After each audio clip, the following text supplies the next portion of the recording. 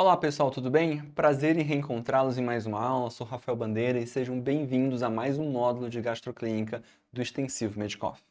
Neste módulo, iremos falar sobre pancreatite crônica, tá? Que é um tema que cai um pouco menos na prova, pancreatite aguda cai muito mais, mas por isso que a gente vai fazer uma aula um pouco mais resumida, uma aula um pouco mais leve, tá? A gente vai falar sobre etiologias, diagnóstico e tratamento. E quando que a gente pensa em pancreatite crônica? Principalmente quando a gente tem dor abdominal e sinais de insuficiência pancreática. Como que é a dor abdominal? É a dor em abdômen superior, geralmente é que a gente chama de em faixa ou em barra, que pode irradiar para o dorso. Diferente da pancreatite, é uma dor parecida com a pancreatite aguda? É, mas diferente, é uma dor muito mais crônica, geralmente não tão intensa como no caso da pancreatite aguda, e ela também costuma ser pós-alimentar. Já sinais de insuficiência pancreática, o principal que a gente tem é a esteatorreia por causa da insuficiência pancreática exócrina, tá? Então a esteatorreia, gente, se vocês lembrarem da aula de diarreia crônica, aquela diarreia gordurosa, gordura nas fezes, mal cheirosa, tá? A gente tem com a insuficiência pancreática uma diarreia desabsortiva, tá? Que gera por conta disso desnutrição, deficiências de proteínas, deficiências de vitaminas. E pela insuficiência pancreática, agora pela parte endócrina, a gente pode ter diabetes também. Isso na endócrina, a gente tem na pancreatite crônica mais avançada, tá? Porque a gente precisa de menos tecido pancreático para poder produzir o suficiente, tá? E aqui uma característica interessante é que no diabetes da insuficiência pancreática, a gente tem um risco de hipoglicemia maior. Por quê? Porque além de déficit da insulina, a gente também tem déficit de hormônios contrarregulatórios, como por exemplo o glucagon, que também é produzido no pâncreas. Perfeito? Então, como costuma cair a questão na prova, tá? Costuma trazer um caso clínico mais ou menos assim. As principais questões de pancreatite crônica são mais ou menos, às vezes, questões que estão disfarçadas de diarreia crônica, tá? Por exemplo, essa questão do SURS 2024. Homem de 72 anos, etilista diário desde os 16 anos, a gente vai já falar sobre etiologia de pancreatite crônica, apresenta quadro de diarreia há um ano, acompanhado de dor em abdômen superior do abdômen, então a diarreia crônica, mais a dor no abdômen superior, e diabetes também recém-diagnosticado. Realizou radiografia de abdômen, que evidenciou a presença de calcificações em topografia de pâncreas. Isso, gente, a gente vai falar durante a aula, é uma característica bem sugestiva de pancreatite aguda, pancreatite crônica, desculpem, por álcool, que é a principal causa de pancreatite crônica, tá? Essas calcificações são bem características, tá? Então, assim, esse é o quadro clínico geralmente que vai te trazer para você pensar na pancreatite crônica na prova, tá? Qual o exame que é mais provável de estar alterado nas fezes desse paciente com pancreatite crônica? Exames a gente vai falar um pouquinho depois na aula, mas assim, só para vocês terem ideia, parasitológico não, porque não vai dar diagnóstico de pancreatite crônica por parasitológico de fezes. Calprotectina e lactoferrina são exames para ver inflamação intestinal, então seria uma diarreia inflamatória, tá? Então não, porque é uma pancreatite crônica, uma diarreia desabsortiva. E elastase pancreática fecal, sim, esse vai estar uma elastase pancreática fecal baixa, tá? Porque a elastase, gente, ela é uma proteína proteolítica que é produzida exclusivamente pelo pâncreas. Então, no caso de insuficiência pancreática, a gente vai ter uma redução dessa elastase pancreática fecal nas fezes. Perfeito? Então, vamos lá. Muito importante sobre pancreatite crônica, gente, é falar sobre etiologia da pancreatite. E para isso a gente tem um mnemônico, tá? Um mnemônico bem clássico, bem na literatura mesmo, bem sedimentado na literatura, que é o TIGARO, tá? Ou TIGARO em português mesmo, tá? O T aqui é de toxometabólica, tá?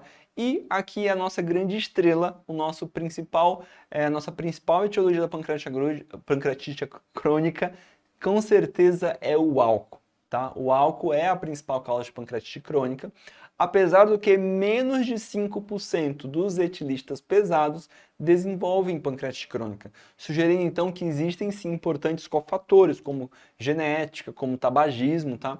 Então tudo isso é importante para ajudar aí na gênese da pancreatite crônica.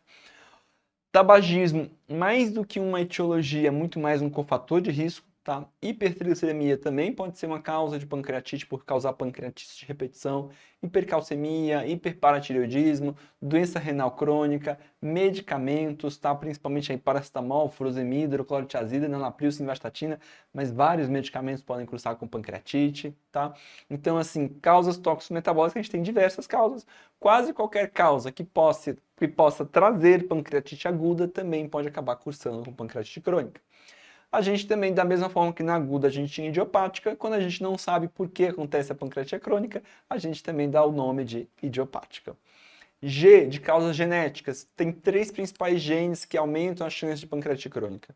O PRCS1, que é uma mutação que vai causar uma ativação defeituosa da tripsina e com isso vai acabar fazendo com que tenha mais ativação nas células acinárias ainda, tá? CFTR, que é o gene associado com a fibrose cística, que a gente sabe também que pode cursar com pancreatite crônica. E o SPINK1, que é um gene que causa inibição da tripsina, então a sua mutação a gente vai ter uma menor inibição da tripsina e com isso vai ter aumento da ativação da tripsina nas células acinárias do pâncreas, perfeito? Então esses genezinhos são importantes saber também, tá? PRSS1, CFTR e SPINK1. Bom, A de causa autoimune. E aqui a gente vai parar um pouquinho para falar sobre pancreatite autoimune, tá? Por quê? Porque é algo que vem caindo mais na prova e pode cair um pouquinho na prova de vocês, sim. A gente tem 2 tipos de pancreatite autoimune, tá, gente? A pancreatite autoimune tipo 1, que é a pancreatite esclerosante linfoplasmocitária, tem esse nome bonito, tá? Impactante, que é pancreatite esclerosante linfoplasmocitária. E é a doença que a gente fala, a doença do IgG4, tá? A tipo 1, então, a doença, ela também é a doença do IgG4, que é uma doença sistêmica, na verdade. Como que ela vai se apresentar? O mais comum, gente, não é com pancreatite, o mais comum é com icterícia obstrutiva, tá? É uma massa na cabeça do pâncreas, às vezes, que para algumas pessoas, algum radiologista menos experiente, pode parecer até que é um tumor de cabeça de pâncreas, e o paciente começa com uma icterícia obstrutiva, tá? E, na verdade, é só um edema da cabeça do pâncreas que está gerando essa obstrução.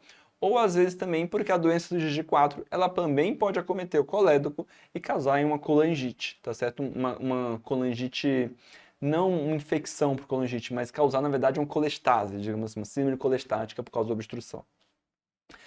E também, além dessa icterícia obstrutiva, a pancreatite autoimune ela pode se manifestar por pancreatite aguda recorrente ou já se manifestar como pancreatite crônica, tá? Como que a gente dá o diagnóstico de pancreatite crônica, gente? Tem um mnemônico aqui, o RISOT, tá?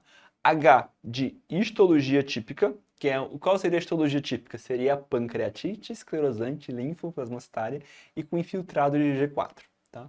O I, que é a imagem característica. O que é a imagem característica?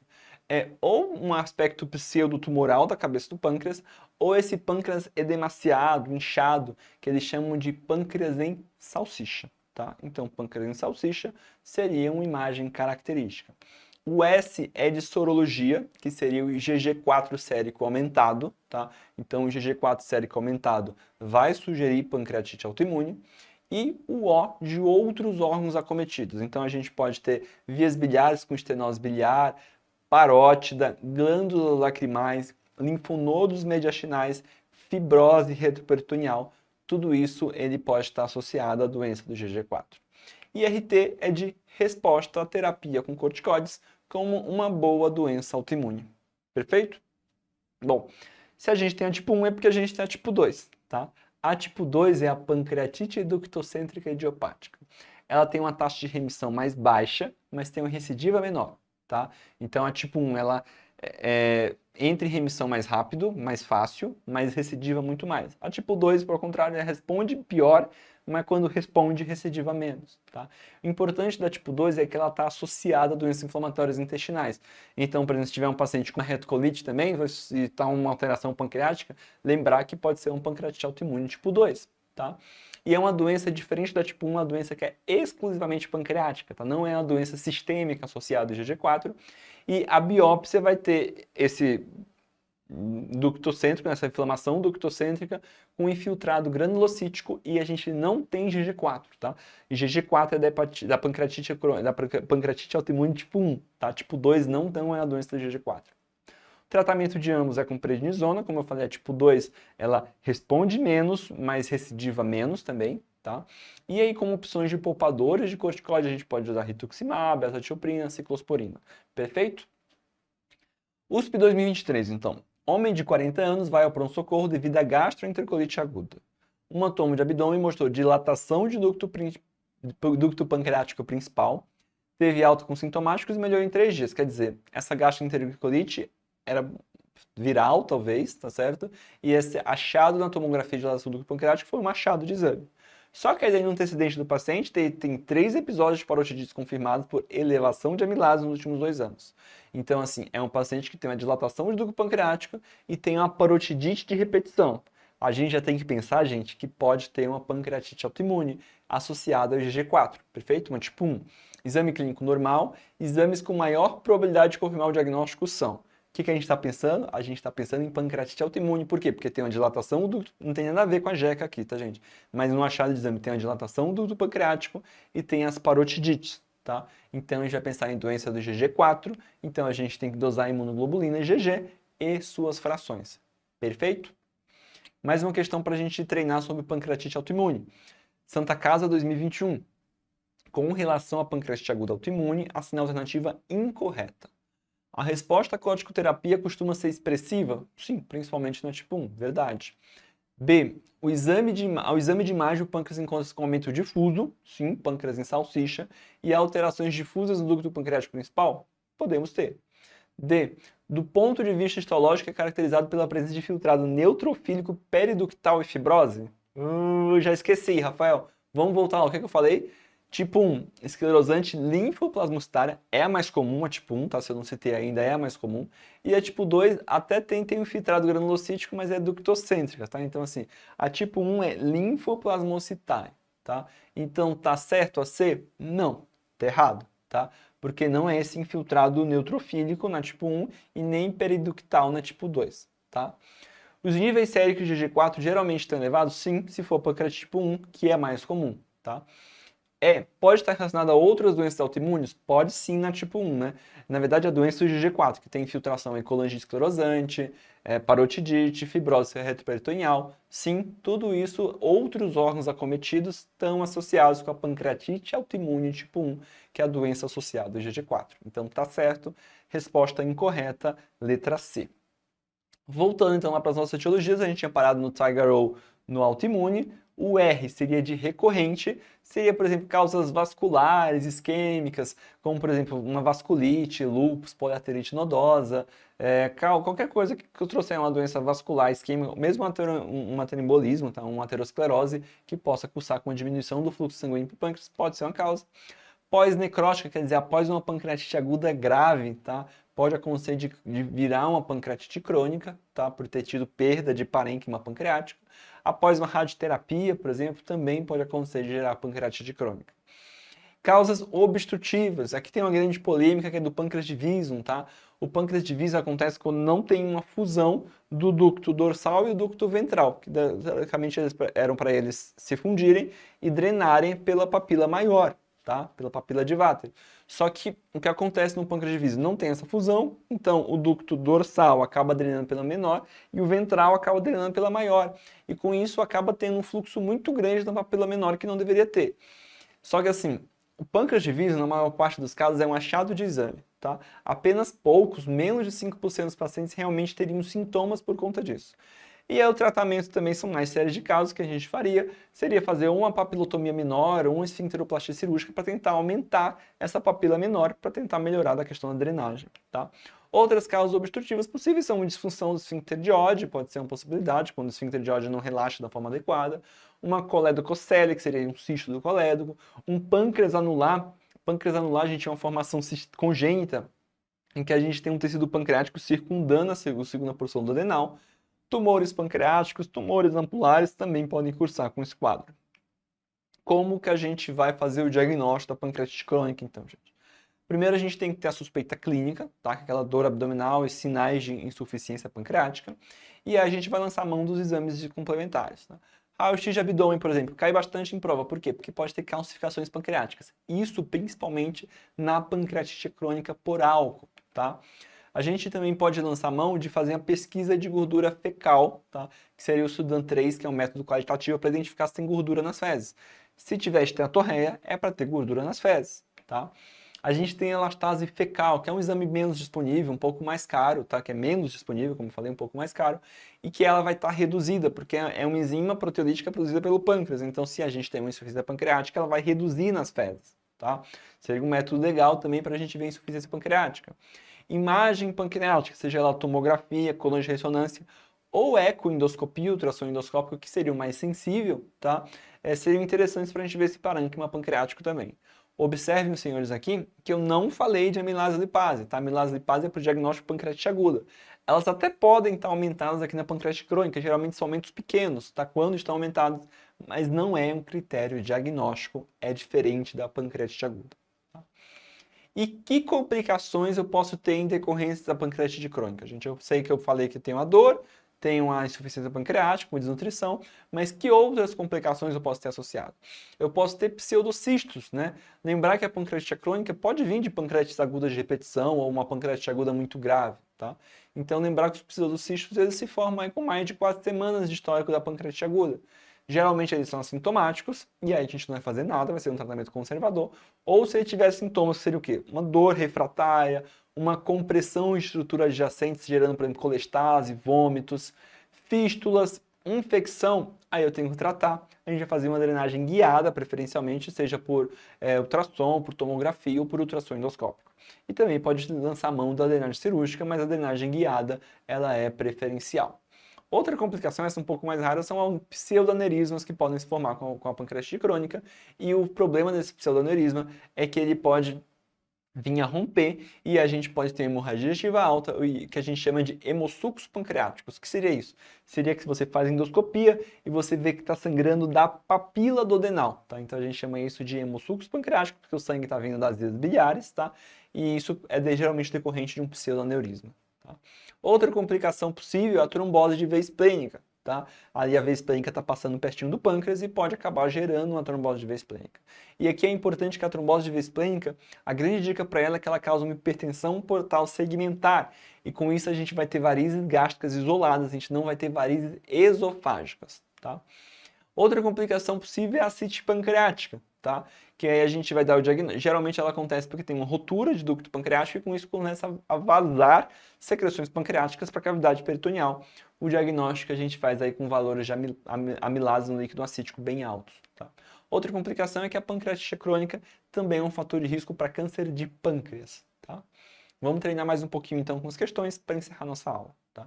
PSU 2024, homem de 58 anos, queixa-se de epigastralgia contínua, leve a moderada, exacerbada após as refeições, associada a anorexia, náusea e vômitos.